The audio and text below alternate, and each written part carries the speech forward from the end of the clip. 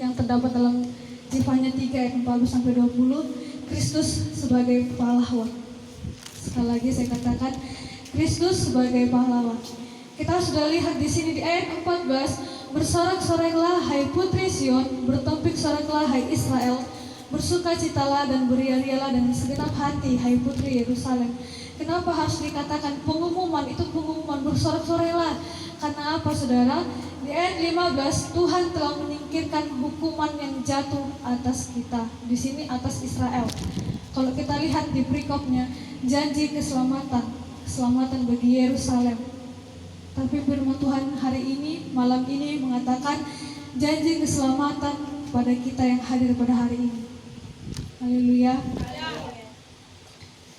Tuhan menghalaukan di ayat 15, saudara boleh perhatikan Alkitabnya.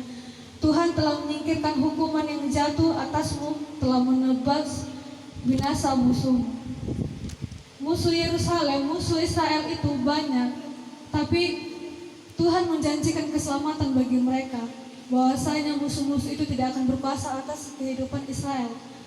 Begitu juga kita pada malam hari ini, musuh kita tidak punya kuasa atas hidup kita. Ya, musuh kita nggak punya kuasa atas hidup kita, karena Tuhan sudah janjikan keselamatan dalam kehidupan kita. Nah, di ayat selanjutnya, di ayat 16, pada hari itu akan dikatakan kepada Yerusalem, janganlah takut, hai Sion, janganlah tanganmu menjadi lemah lesu. Di ayat 17, Tuhan Allahmu ada di antaramu sebagai pahlawan. Tadi judul firman Tuhan, Kristus sebagai pahlawan. Siapa yang belum percaya bahwa Yesus adalah seorang pahlawan di kehidupannya? Kita semua percaya bahwa Tuhan adalah pahlawan kita. Amin. Kalau kita sakit, Dia bisa sembuhkan. Kita punya masalah, Dia bisa kasih jalan keluar. Ada banyak penghiburan di firman Tuhan. Ada banyak kata-kata yang bisa menguatkan di firman Tuhan. Tapi seringkali kita lupa bahwa Tuhan sudah menjadi pahlawan dalam hidup kita. Seringkali kita lupa bahwa ada Dia yang selalu mengawasi kita. Ya, seringkali kita lupa pada Tuhan sudah janjikan keselamatan dalam kehidupan kita. Di sini ada beberapa poin penting. Kristus sebagai pahlawan, apa saja kepahlawanannya? Saudara, yang pertama, pengorbanannya Dia sudah selesaikan. Dia sudah melepaskan kutuk dari kehidupan kita. Mari kita buka Alkitab kita yang tertulis pada Galatia 3.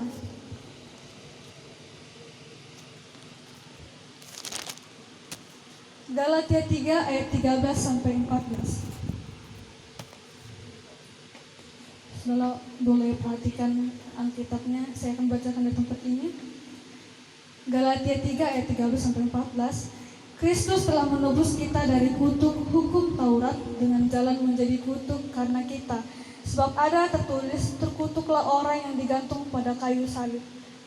Ayat 14, Yesus Kristus telah membuat ini, supaya di dalam Dia berkat Abraham sampai kepada bangsa-bangsa lain, sehingga oleh iman kita menerima roh yang telah dijanjikannya itu.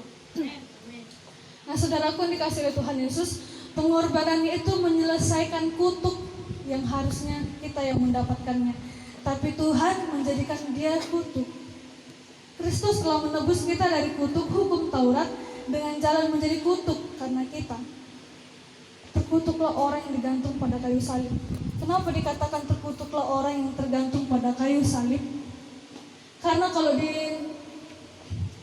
bangsa Israel itu, kalau ada yang berdosa itu, kalau nggak dirazam ya disalib.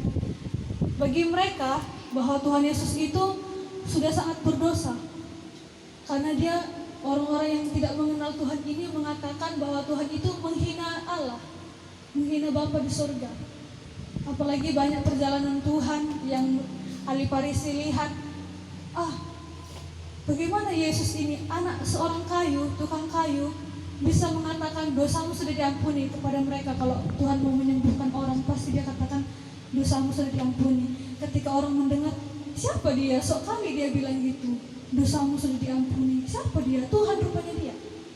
Orang-orang tidak tahu bahwa Yesus itulah Tuhan. Mereka menganggap bahwa Tuhan ini sudah menghina Tuhan dalam pemikirannya, menghina Bapa, menghina Allah. Makanya dikatakan terkutuklah orang yang digantung pada kayu salib. Orang-orang yang tidak mengenal Tuhan, yang sudah matanya buta rohani, melihat bahwa yang digantung itu sebagai bukti Tuhan itu terkutuk. Padahal Dia mau terkutuk untuk kita. Amin. Tuhan mau menjadi terkutuk untuk kita. Dia yang tidak berdosa jadi berdosa di mata orang. Nah, teman-teman yang dikasihi oleh Tuhan Yesus, kutuk itu sudah Tuhan selesaikan. Sakit hati tidak ada lagi. Biasanya kalau orang yang sakit hati itu gampang mengutuk. Saya pun dulu seperti itu. Kalau disakiti sama saudara saya, sumpahi kau ya, kayak gini. Untung saya nggak bilang saya sumpahi jadi kodok. Kalau beneran kian dia tahu. Sering sekali sakit hati membuat kita tidak bisa mengekang mulut kita ini untuk memberkati orang, justru mengutuki orang. Sering kita lupa Tuhan memberikan berkat buat kita, tapi kita memberikan kutuk bagi orang-orang di sekitar kita. Tuhan mengasihi orang-orang yang kita benci. Mulai saat ini kita pun tidak boleh lagi untuk membenci siapapun, karena itu bukan haknya kita. Pembalasan itu haknya Tuhan. Amin. Pembalasan itu haknya Tuhan. Kalau kita sakit hati, kita gampang menyakiti orang lain. Tapi Tuhan sudah bebaskan kita. Tuhan sudah sebagai pahlawan dalam kehidupan kita. Dia itu berkorban, mati buat kita semua yang ada di tempat ini, buat semua orang yang menerima Dia itu. Bahwasanya tidak ada lagi kutuk dalam hidup kita. Dan kita pun tidak berhak untuk memperkatakan yang tidak baik untuk orang lain. Haleluya. Dan yang kedua, Dia pembela bagi kita. Tuhan itu membela kita. Saat penghakiman nanti, Tuhan itu yang menjadi hakim atas kita. Dia yang menjadi pembela kita. Dia yang melihat, Dia yang lebih tahu luar dalamnya kehidupan kita. Saat iblis mengatakan dia tidak layak, saat iblis mengacau balaukan hidupnya Ayub, Tuhan bela kehidupan Ayub. Kenapa? Karena Tuhan tahu Ayub adalah orang yang saleh dan takut akan Tuhan. Dan kalau kita menjadi orang yang takut akan Tuhan, pasti Tuhan akan bela kita. Kalau kita benar di hadapan Tuhan, dan Tuhan pasti akan bela kehidupan kita. Amin. Sekalipun iblis mengatakan, dia nggak pantas itu masuk ke gereja, nggak boleh dia masuk ke gereja. Baru aja tadi mencuri, contohnya. Baru aja tadi dia bohong sama mamanya, udah masuk ke gereja. Dia nggak boleh kayak gitu Tuhan, dia nggak boleh ke gereja. Tapi Tuhan hadir sebagai pembela kehidupan kita. Amin. Tuhan membela kehidupan kita. Tuhan tidak pandang kita itu mau kayak mana pun di masa lalu. Tuhan tidak pandang tadi kita sebelum gereja mau kayak mana.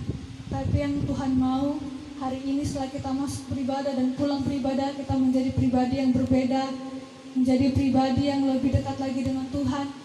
Setelah dengar firman Tuhan, ada kesadaran.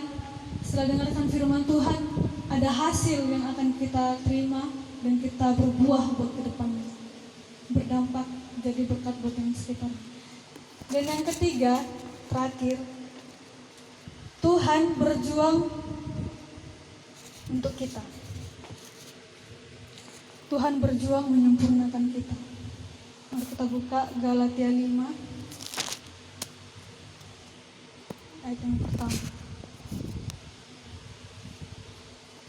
Poin yang ketiga tadi, Tuhan berjuang menyempurnakan kita.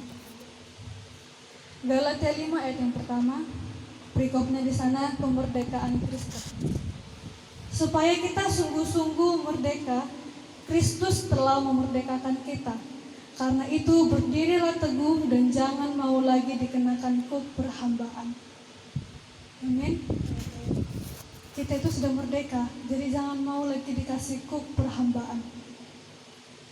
supaya kita sungguh-sungguh merdeka. Kristus telah memerdekakan kita. Karena itu berdirilah teguh. Berdiri teguh artinya tidak akan goyah. Kalau kita masih muda, iman kita goyah, susah kita membangkitkan. Makanya firman Tuhan dikatakan bahwasanya Tuhan sudah memerdekakan kita. Jadi kita harus berdiri teguh dan jangan mau lagi dikenakan kuk perhambaan. Sering sekali kita diperhambakan oleh perasaan, gampang baper,